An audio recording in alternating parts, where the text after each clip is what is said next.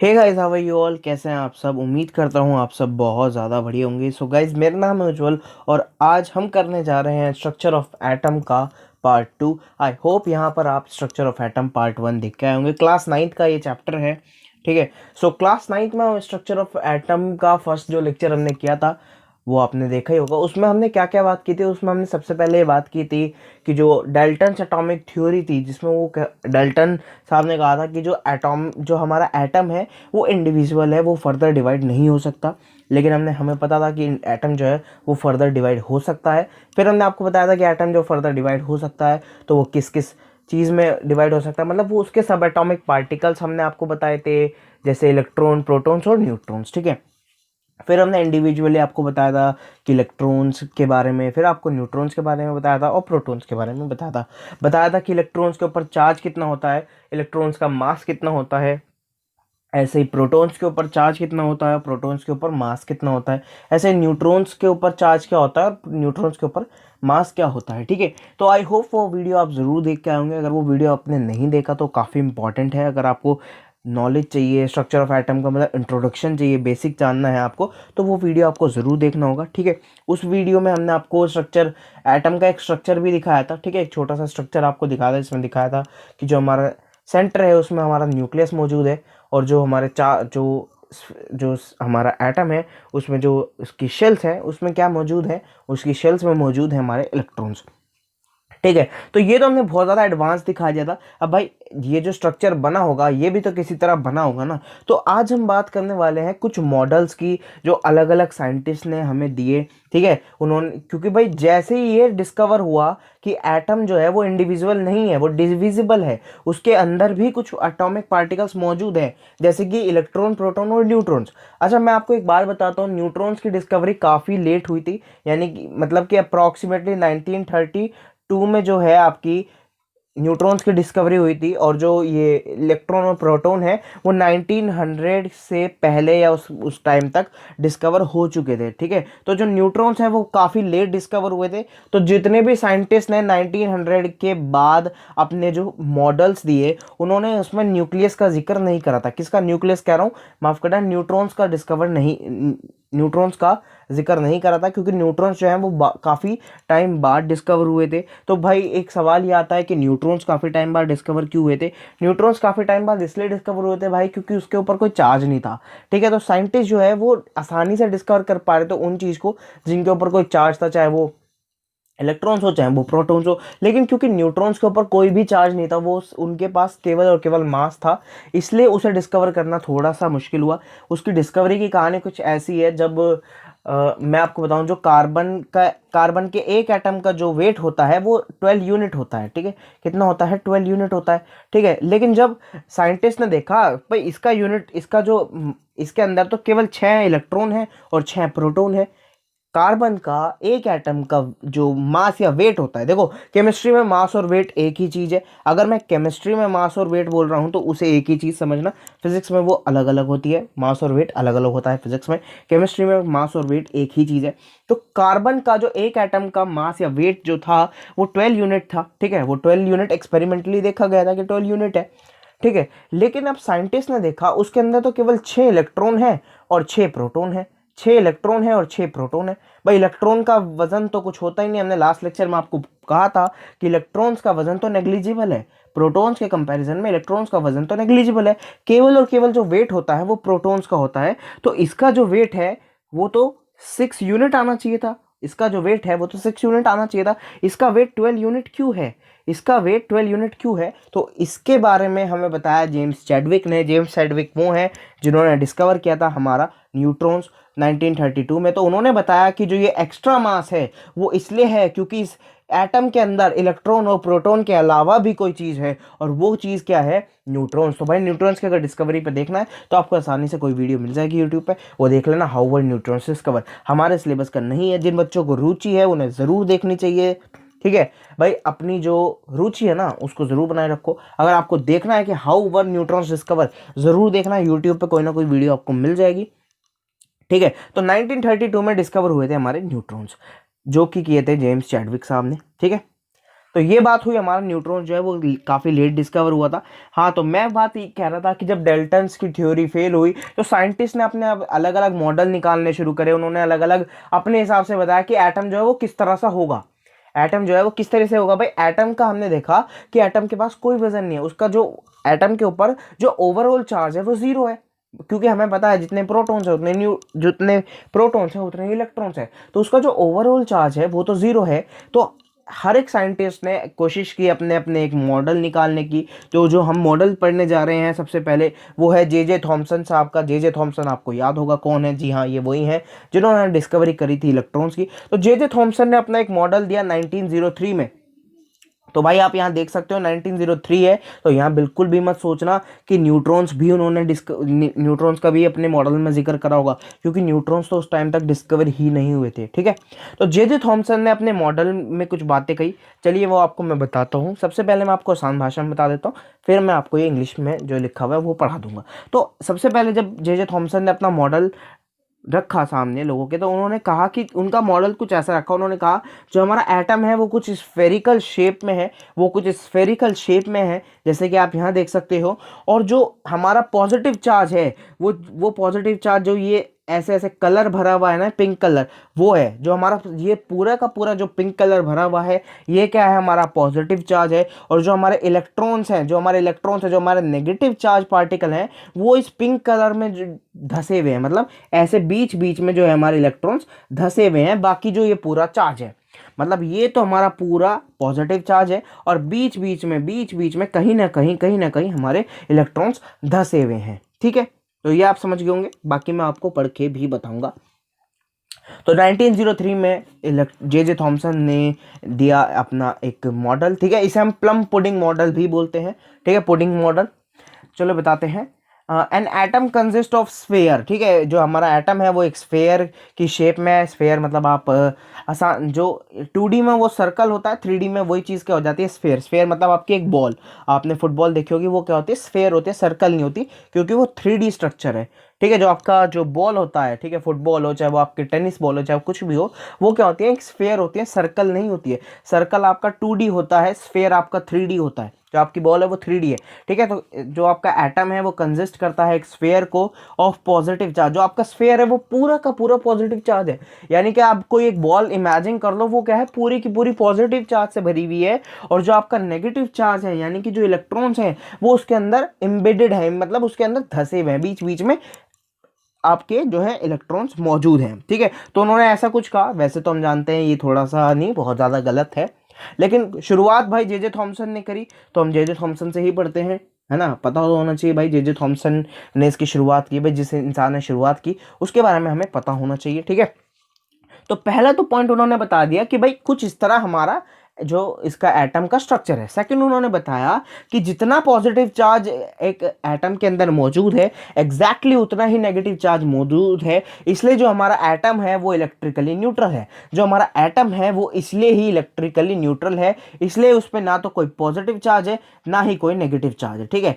तो उन्होंने क्या बताया, एटम पे जितना पॉजिटिव चार्ज है एग्जैक्टली उतना ही मौजूद है उस पर नेगेटिव चार्ज, इसलिए एटम के ऊपर कोई भी चार्ज मौजूद नहीं है। जैसे कि आप यहाँ पे देख सकते हो, ये है हमारा थॉमसन मॉडल ऑफ एटम। अच्छा, इसे उन्होंने कंपेयर किया क्रिसमस पुडिंग के साथ में।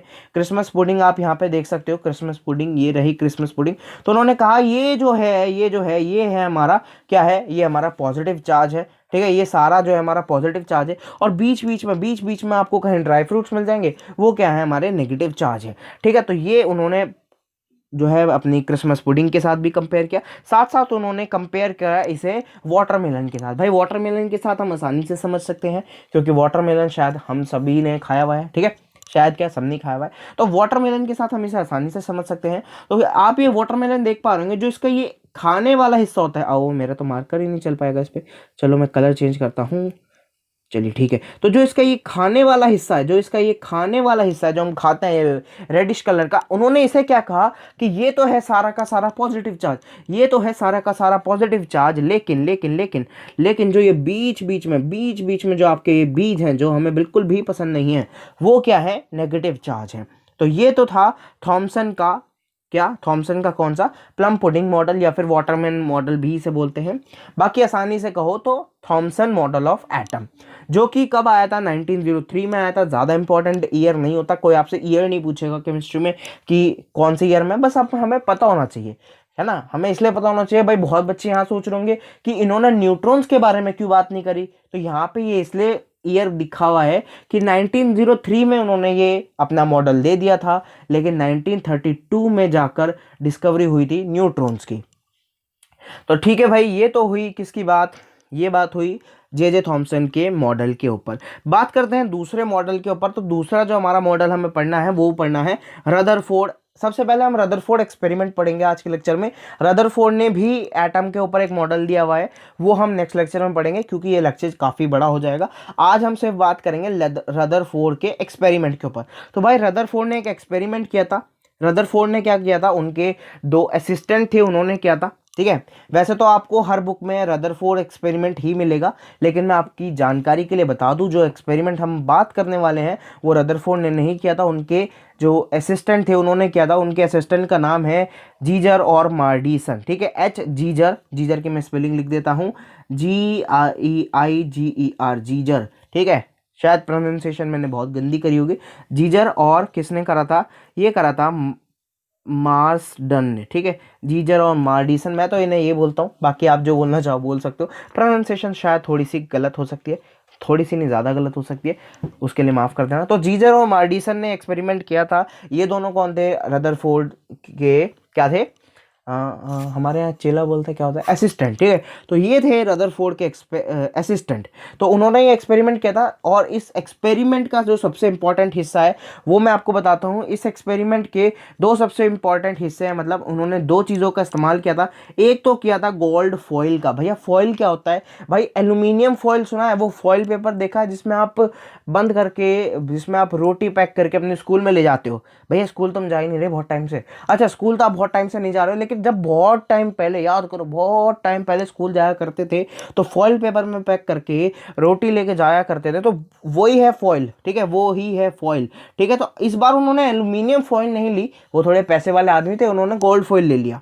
नहीं नहीं भाई, गोल्ड फॉइल उन्होंने इसलिए नहीं लिया था। गोल्ड फॉइल लेने का एक सबसे इंपॉर्टेंट कारण है, ध्यान से सुनो, मजाक से हटके, गोल्ड फॉइल लेने का जो सबसे इंपॉर्टेंट कारण है, जरा ध्यान से सुनना। गोल्ड फॉइल लेने का सबसे इंपॉर्टेंट कारण ये था, याद करो जब हमने आपको मेटल्स एंड नॉन मेटल्स पढ़ाए थे, तो मेटल्स की कुछ खासियत बताई थी कि मेटल्स हमारे मेलिएबल होते हैं, मेटल्स हमारे डक्टाइल होते हैं, याद है।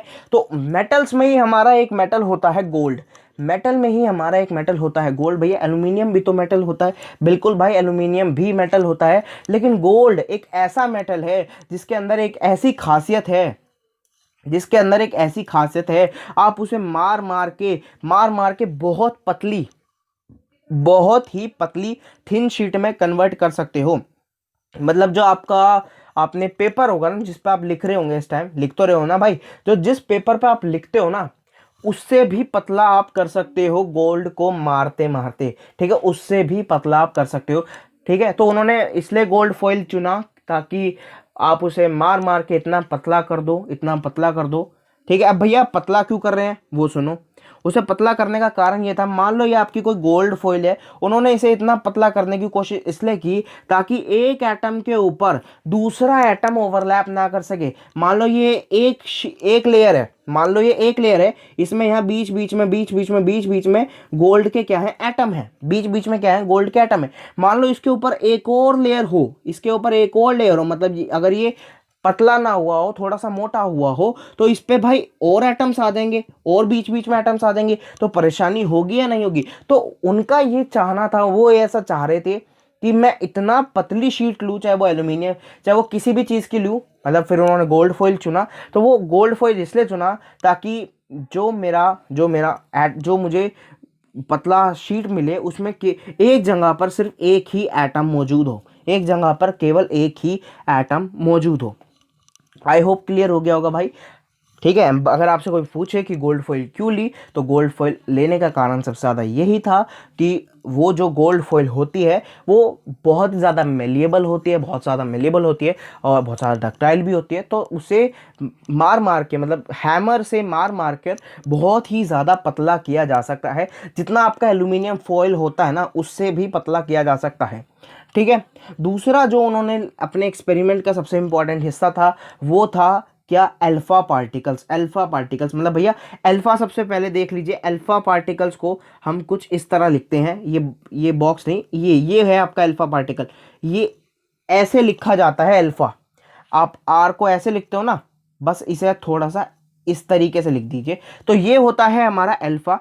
ठीक है। तो उन्होंने अल्फा पार्टिकल्स लिए। भैया अल्फा पार्टिकल्स क्या होता है, गोल्ड फॉइल तो चलो हमें समझ में आ गई, अल्फा पार्टिकल्स क्या होता है।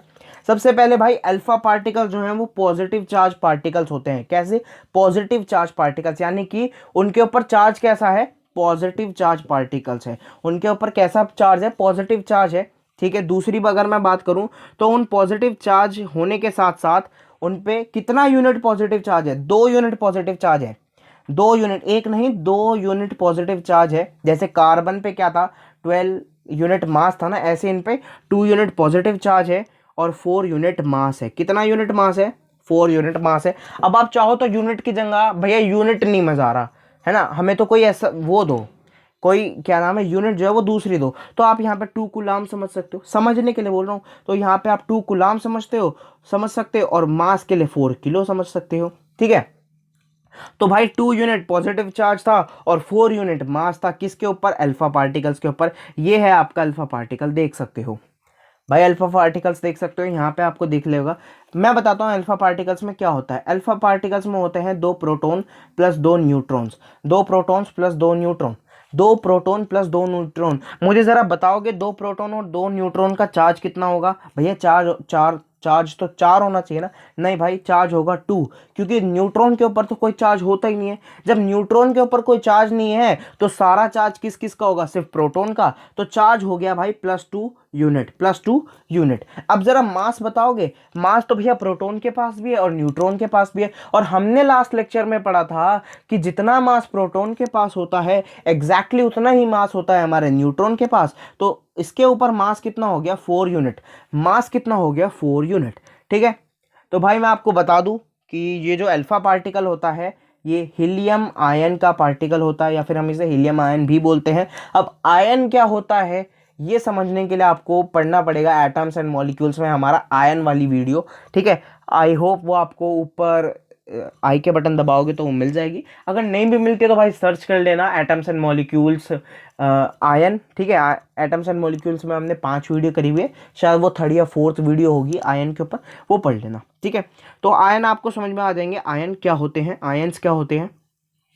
तो ये तो बात हुई कि जो दो चीज उन्होंने इस्तेमाल की इस एक्सपेरिमेंट को करने के लिए।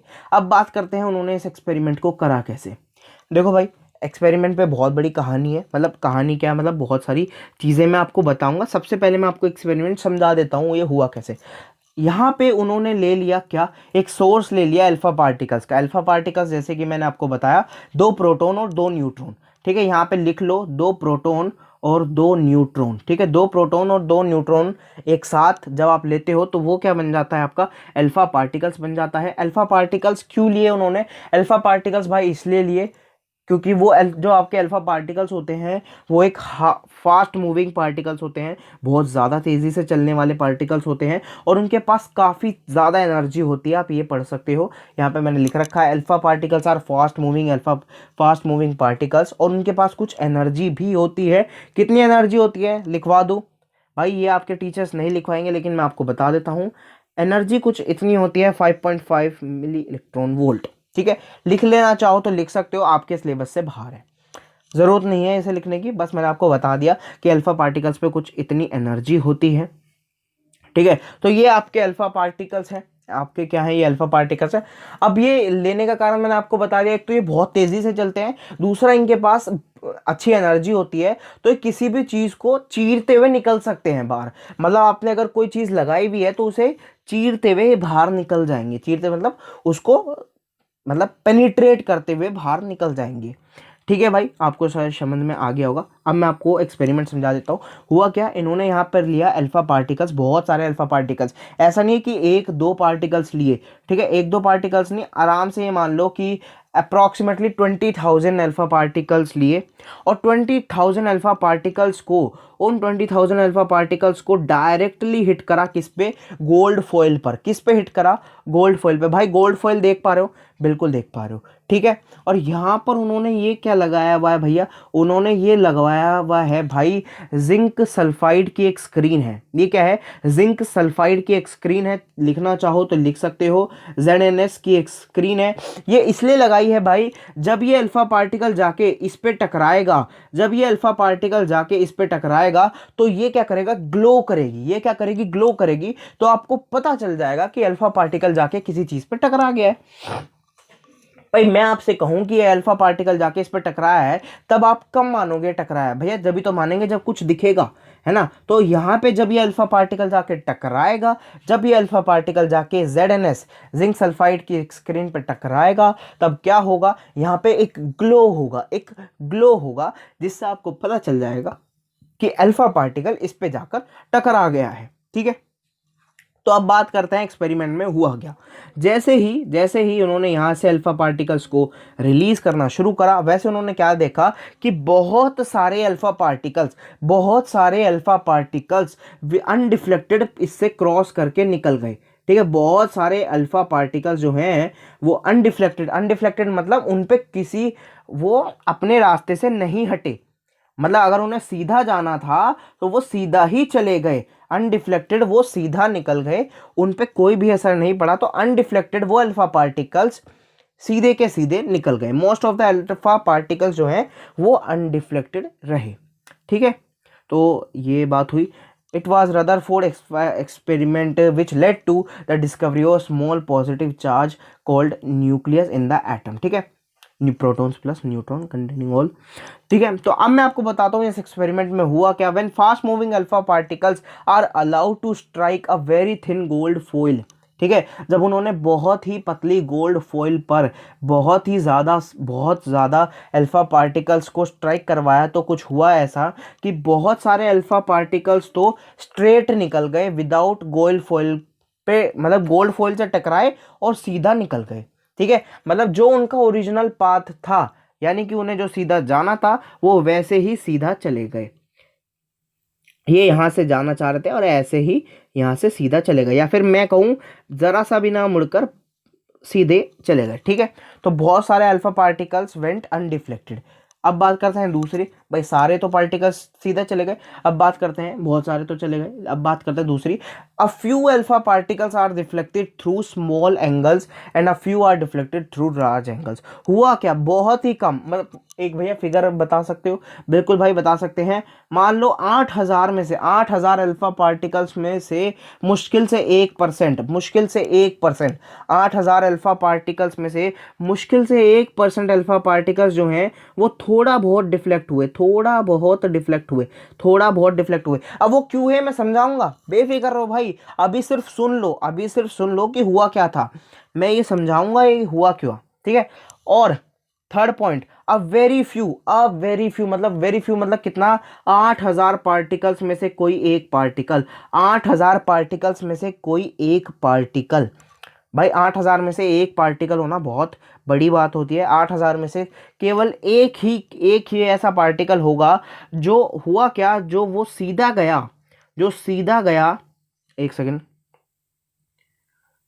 हाँ, तो 8,000 पार्टिकल में से कोई एक ही पार्टिकल होगा जो गया तो सीधा था, लेकिन इसमें से क्रॉस ना करने के बजाय वो ऐसे मुड़ गया, ठीक है, वो ऐसे मुड़ गया, मतलब वो अपने जो पाथ उसने चुना था वो उसी पे वापस आने की कोशिश कर गया, ठीक है। या फिर मैं ये बोल सकता हूँ जो उसका डिफ्लेक्शन हुआ वो मोर देन 90 डिग्री हो गया, है ना। मतलब गया तो सीधा था, गया था सीधा, अब उसे सीधा जाना था, सीधा जाता तो कोई बात नहीं थी, लेकिन 90 डिग्री, ये क्या है 90 डिग्री, 90 डिग्री से ज़्यादा वो वापस आ गया, ठीक है। तो ये बात हुई इसकी। अब ये क्यों हुआ ये मैं आपको समझाता हूँ। ये देखिए, ये देखिए, ये क्या है, ये आपको दिखा रखा है कि ये क्या है, हमारे गोल्ड के एटम्स हैं, गोल्ड जो हमारे गोल्ड के फॉइल लिए थे हमने, उसके ये एटम्स हैं। हमने सिर्फ 4 एटम ले लिए हैं भाई, सिर्फ 4 एटम आपको शो हो रहे हैं यहाँ पर, 1 2 3 4 ये एटम आपको शो हो पा रहे हैं। ये हमारे अल्फा पार्टिकल्स। अल्फा पार्टिकल्स क्या है? पॉजिटिव चार्ज पार्टिकल्स हैं। ठीक है भाई, अल्फा पार्टिकल्स क्या होता है सबको पता है ना, पॉजिटिव चार्ज पार्टिकल्स होते हैं। तो जब ये पॉजिटिव चार्ज पार्टिकल्स यहाँ से गए तो आप देख पा रहे होंगे कि यहाँ क्या है, कुछ भी नहीं है, यहाँ पे एक खाली स्पेस है और ये क्रॉस कर गए। ठीक है, जहां जहां आपको खाली स्पेस दिख रहा है, देखो यहाँ पे खाली स्पेस दिख रहा है, ये क्रॉस कर गए। यहाँ पे खाली स्पेस दिख रहा है, सामने चले गए। यहाँ पे फिर से खाली स्पेस है, ये सामने चले गए। फिर से खाली स्पेस है, ये सामने चलते चले गए। जहां जहां इन्हें खाली स्पेस दिखा, ये बस सामने की ओर निकल गए और पीछे जाके टकरा गए किस पर? जिंक सल्फाइड की स्क्रीन पर। और हमें क्या शो हुआ? ग्लो शो हुआ। क्या शो हुआ? ग्लो शो हुआ। ठीक है भाई, लेकिन हुआ क्या, जैसे कि हमने कहा था कि 80,000 पार्टिकल्स में, वो 8,000 पार्टिकल्स में से कोई 1% पार्टिकल ऐसा था, 1% पार्टिकल ऐसा था जो कुछ एंगल पे डिफ्लेक्ट हो रहा था, जो कुछ एंगल पे डिफ्लेक्ट हो रहा था। देख पा रहे होंगे आप यहाँ पे कुछ पार्टिकल्स डिफ्लेक्ट हो रहे हैं। ये तो खैर पूरा ही डिफ्लेक्ट हो गया, इसकी बात हम बाद में करेंगे। ज़रा मैं बात कर रहा हूँ इस वाले की और इस वाले की। इसे देखो, हुआ क्या, जब ये पार्टिकल गया यहाँ तक आराम से पहुंचा, लेकिन यहाँ से थोड़ा सा दूर जाना इसने शुरू कर दिया। अब ऐसा क्यों? ऐसा इसलिए भाई, जरा देखो ये क्या है, अल्फा पार्टिकल्स क्या है? पॉजिटिव चार्ज पार्टिकल है बिल्कुल। और यहाँ पे क्या मौजूद है? यहाँ पे मौजूद है एक पॉजिटिव चार्ज। तो पॉजिटिव चार्ज को देखकर अपने पास बुलाएगा या उसे दूर भेजेगा? जरा मुझे बताओ, पॉजिटिव चार्ज को देख के उसे अपने पास बुलाएगा या दूर भेजेगा? देखो, जैसे ही ये पॉजिटिव चार्ज इसके पास आ रहा था, पॉजिटिव चार्ज ने कहा भाई हम आपको अपने पास नहीं आने देंगे। Positive charge repels positive charge, ये पढ़ा है या नहीं पढ़ा है? बिल्कुल पढ़ा होगा। Positive charge repels positive charge. जैसे ही पॉजिटिव चार्ज के पास पहुंचा, इस पॉजिटिव चार्ज ने इसको दूर भेज दिया, अपने से दूर भेज दिया, अपने से दूर भेज दिया। देखो यहाँ पे फिर ये हुआ, पॉजिटिव चार्ज इसके पास आने की कोशिश कर रहा था, जैसे ही ये इसके पास आया, इसने इसे अपने से दूर भेज दिया। ठीक है भाई, भैया ये तो ठीक है, पॉजिटिव चार्ज इसके पास पहुंचने की कोशिश कर रहा था, उसने इसे आने नहीं दिया, उसने इसे अपने से दूर भेज दिया। ओके, वेरी क्लियर हो गया भैया, क्लियर हो गया। अब दूसरी बात बताओ भैया, दूसरी चीज़ बताओ, यहाँ पे ये क्या हो रहा है? देखो भाई, यहाँ मैं आपको बताता हूँ, यहाँ पे पॉजिटिव चार्ज के बिल्कुल सामने नहीं आया था, इससे दूर आ रहा था, इससे दूर हो रहा था। यहाँ पे पॉजिटिव चार्ज एग्जैक्टली इसके सामने आ गया, एग्जैक्टली इसके सामने आ गया। जब ये पॉजिटिव चार्ज इसके सामने एग्जैक्टली आया, तो ये क्या इसे अपने पास आने देगा? नहीं, ये इसे यहाँ पहुँचने से पहले ही इसे वापस भेज देगा, इसे अपने पास पहुँचने से पहले ही वापस भेज देगा। अब इसे भाई ये वापस इस तरह ना भेजकर ऐसे भेजता है, ऐसे भेजता है। और कितने? 8,000 में से केवल एक पार्टिकल, 8,000 में से केवल 1 2 3 पार्टिकल। तो यहाँ पर आप समझ सकते हो कि पॉजिटिव चार्ज एग्जैक्टली पीछे, एग्जैक्टली मैं कहूँ एग्जैक्टली 90 डिग्री से ज़्यादा, ये समझ लो एग्जैक्टली 90 डिग्री से ज़्यादा। ये क्या है? 90 डिग्री है, ये क्या है? 90 डिग्री से ज़्यादा है। मतलब आप लग रहा होगा ये तो कम है, लेकिन दूसरे एंगल से देखो तो ये थोड़ा ज़्यादा है। तो 90 डिग्री से ज़्यादा ये जो है वो डिफ्लेक्शन यहाँ पर शो करेगा। ठीक है, तो ऐसा क्यों? इसका कारण ये है, जो हमारा गोल्ड फॉइल है, जो हमारा एटम है, जो मोस्ट ऑफ द स्पेस है ना हमारे एटम का, वो खाली है। भाई मान लो मैं आपको एक बड़ा सा एटम दिखाता हूँ, मान लो ये बहुत बड़ा एटम है और केवल यहाँ एक खाली सी स्क्रीन है क्या कोई? यहाँ पे सुनो, मान लो ये बहुत बड़ा सा एटम है हमारा, है ना? छोटा तो एटम होता नहीं है भाई, माइक्रोस्कोप पे देखो तो बहुत बड़ा एटम होता, छोटा नहीं होता। ठीक है, तो ये हमारा बहुत बड़ा सा एटम था। सिर्फ इसके सेंटर में क्या मौजूद थे? हमारे क्या मौजूद थे?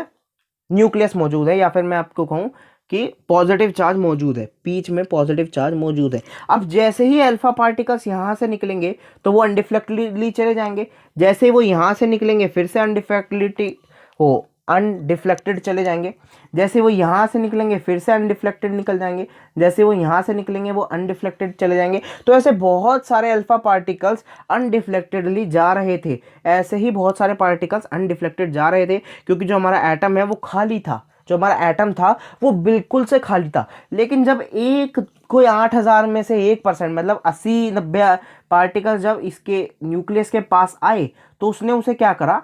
अपने से दूर भेज दिया, अपने से दूर भेज दिया। जो ए 80,000, मैंने कहा 8,000 में से कुछ 80-90 पार्टिकल्स इसके पास आने की कोशिश कर रहे थे, उसे इसने क्या करा, अपने से बहुत ज़्यादा दूर भेज दिया। लेकिन लेकिन अब मैं बात कर रहा हूँ, कोई एक पार्टिकल 8,000 में से अगर कोई एक पार्टिकल इसके पास आने, इसके बिल्कुल सेंटर के पास आएगा, सेंटर के पास आने की कोशिश करी, उसने इसे बिल्कुल अपोजिट भेज दिया, उसने इसे बिल्कुल अपोजिट भेज दिया, क्योंकि वो पॉजिटिव चार्ज, बहुत ज़्यादा पॉजिटिव चार्ज के पास आने की कोशिश कर रहा था, वो उसे अपने पास आने नहीं देगा। वो एग्जैक्टली उसे अपने पाथ पर, हो सकता है वो इसे ऐसे भी वापस भेज दे, वो ऐसे आया और ऐसे ही उल्टा चला गया।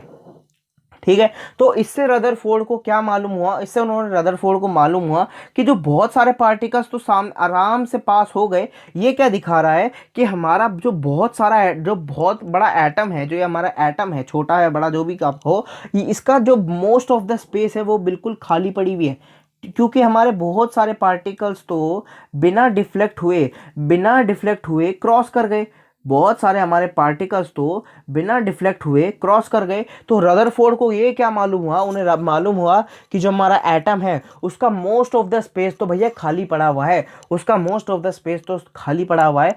ठीक है, दूसरा उन्हें मालूम हुआ कि जो हमारा एटम है उसके सेंटर में कोई एक ऐसी चीज़ मौजूद है जो पॉजिटिव चार्ज को अपने से दूर भेज रही है। ठीक है, उन्हें क्या मालूम हुआ कि हमारे सेंटर में कोई ऐसी चीज़ मौजूद है जो पॉजिटिव चार्ज को अपने से दूर भेज रही है। तो ज़रा बता पाओगे कि पॉजिटिव चार्ज को अपने पास से क्या दूर भेजेगी? भैया पॉजिटिव चार्ज भेजेगी। तो उन्हें ये पता चल गया कि भाई सेंटर में हमारे एक पॉजिटिव चार्ज मौजूद है जो पॉजिटिव चार्ज अल्फा पार्टिकल्स को अपने से दूर भेज रहे हैं। ठीक है, तो उन्होंने इस पॉजिटिव चार्ज को क्या कहा, उन्होंने कहा कि ये जो पॉजिटिव चार्ज मौजूद है वो है हमारे न्यूक्लियस के अंदर मौजूद है। सारा का सारा हमारा पॉजिटिव चार्ज किसके अंदर मौजूद है? न्यूक्लियस के अंदर मौजूद है। ठीक है भाई, तो ये उन्होंने बताया अपने एक्सपेरिमेंट से, बहुत अच्छी चीज़ थी। और ऐसा ही होता है, हमारा जो एटम है वो हमारा बहुत बड़ा जो एटम है ना, जो हमारा एटम है वो, उसका मोस्ट ऑफ द हिस्सा जो है वो खाली स्पेस से भरा हुआ है। जैसे कि मैंने आपसे कहा था कि इमेजिन करो अगर आपका एटम जो है वो फुटबॉल ग्राउंड जितना बड़ा है, तो केवल और केवल और उसके सेंटर में आप एक फुटबॉल रख दोगे तो उतना ही बड़ा आपका न्यूक्लियस होगा। तो भाई फुटबॉल ग्राउंड तो बहुत बड़ा होता है। फुटबॉल ग्राउंड को अगर आप एटम मान रहे हो, तो उसके सेंटर पे जो आपने फुटबॉल रखी है उसे आप न्यूक्लियस मान लो। तो आप देख पा रहे हो कि कितना खाली स्पेस मौजूद है, कितना ज़्यादा खाली स्पेस मौजूद है उस एटम में से।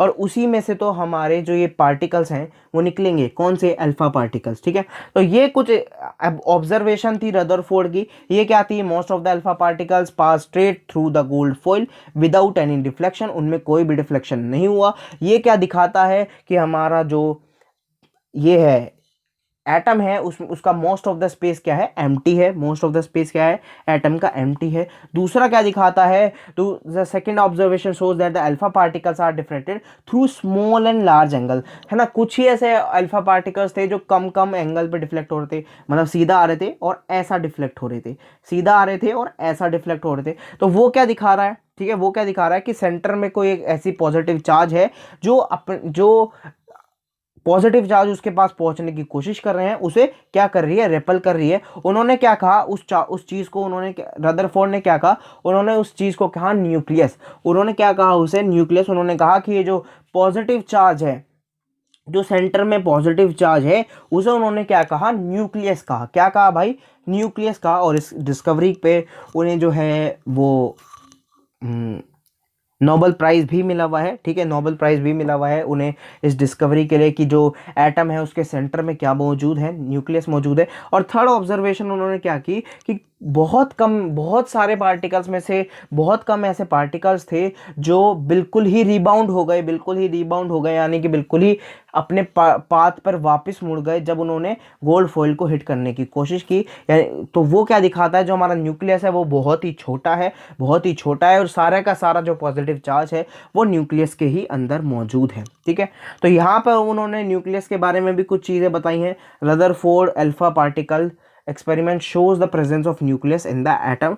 रदरफोर्ड का जो एक्सपेरिमेंट है वो न्यूक्लियस के बारे में कुछ बताता है। न्यूक्लियस के पॉइंट्स पढ़ लेते हैं। न्यूक्लियस क्या है? आपका एक पॉजिटिव चार्ज पार्टिकल है। क्या है? पॉजिटिव चार्ज है।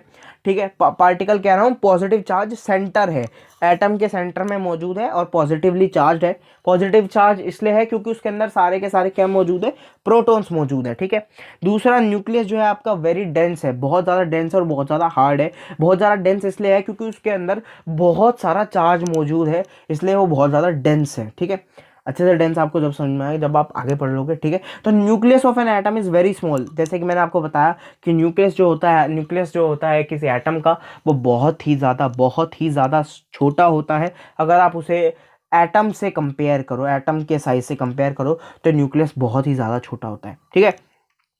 तो रदरफोर्ड को तो सिर्फ ये लगा कि कोई पॉजिटिव चार्ज पार्टिकल मौजूद है न्यूक्लियस में, लेकिन 1932 तक जाते हुए न्यूट्रॉन्स की भी डिस्कवरी हुई, तो फिर ये पता चला भाई न्यूट्रॉन्स भी आपके जो हैं वो न्यूक्लियस के अंदर ही मौजूद होते हैं, ठीक है। तो भाई आज की वीडियो में सिर्फ इतना ही। आई होप आपको ये वीडियो पसंद आई होगी। अगर ये वीडियो आपको पसंद आई है तो यार लाइक करना, दोस्तों के साथ अपने साथ शेयर करना और इस चैनल को सब्सक्राइब ज़रूर करके जाना, ठीक है। बहुत मेहनत लगती है एक वीडियो बनाने में, ठीक है।